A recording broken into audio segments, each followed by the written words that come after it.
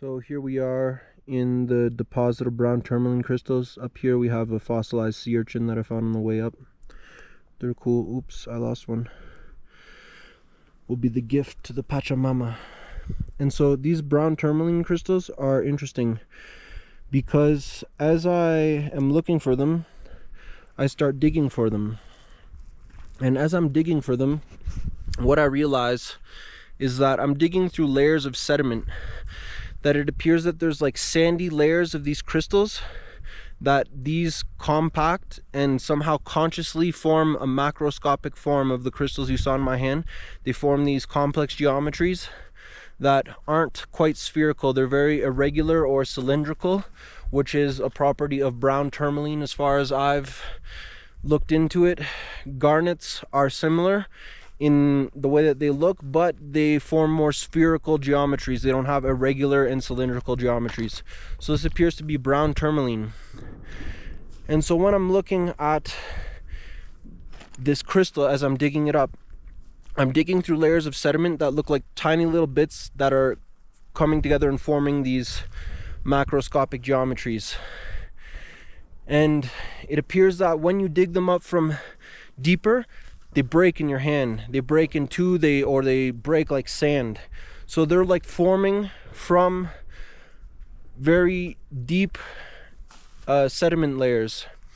And the more that you dig them up prematurely, they aren't ready yet, they aren't hardened. And so they break in your hand. And so this is a process where these crystals are forming constantly. Right now they're forming.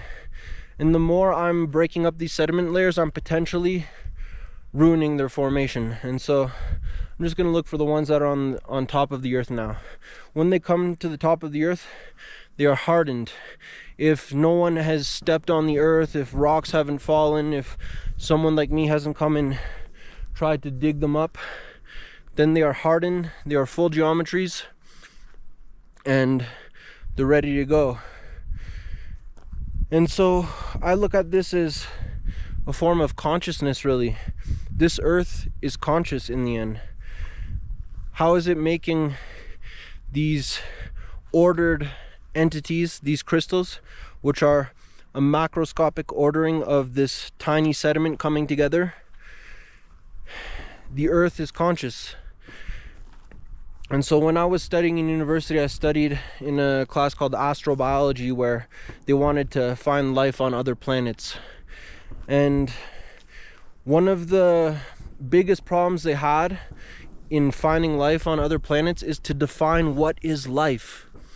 That life can be seen in terms of a reverse entropy process, where the idea of entropy is that I break something or I burn something and I can't unbreak it or unburn it. I can glue it back together or whatever, but it won't be the same. And when you burn it, you're not going to get that back. And so there's this idea that entropy disorder is always increasing, that things are breaking, things are becoming disordered. And life is this reverse entropy process, where life is things coming into order out of the disorder. And so I remember they were saying that it was difficult to make up a definition that distinguishes us as living organisms from crystals and also from fire. That fire is something that you start it and it propagates and it grows, kind of like life, right? And crystals, the same thing.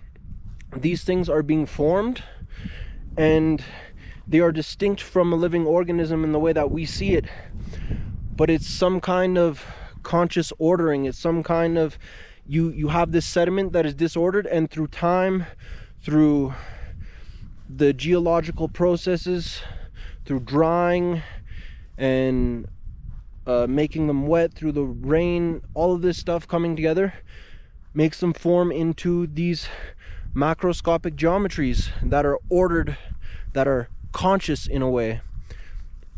And so interesting to look at what is consciousness, what is life, how are we able to say that a crystal isn't conscious, and people say that this has energy, that this crystal has energy, that quartz is like a battery. And so, is it a primitive life form? Did we come from something like this? Is this the divine creation that we're unable to see, that we're not able to put the puzzle pieces together and see that crystals are consciousness? Crystals are somewhat like life forms.